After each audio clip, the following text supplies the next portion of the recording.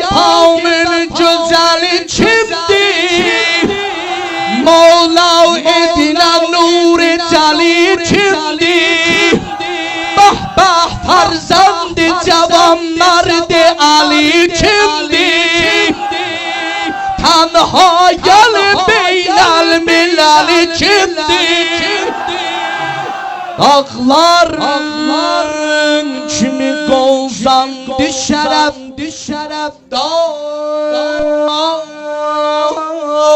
mənəsindən alar eşkin yolun örgəndi şərəfli nənəsindən Monşiyi qəza bu sözü yazsın sinələrdən Həcc eyləsin eşq əhli baxan aynələrdən Hər bir sarıpa sahibi ihsas ola bilməz Məcnun ilə dünya dola Abbas ola bilməz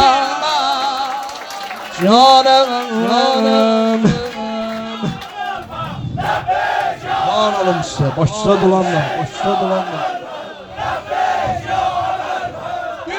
Dünyaları heyrette koyan kimdir? Gayretli şahametli cavan kimdir?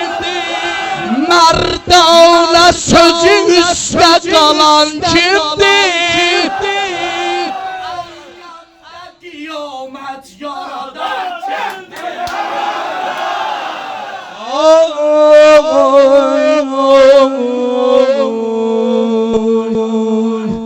Eşkili bucalı Sərvat insan.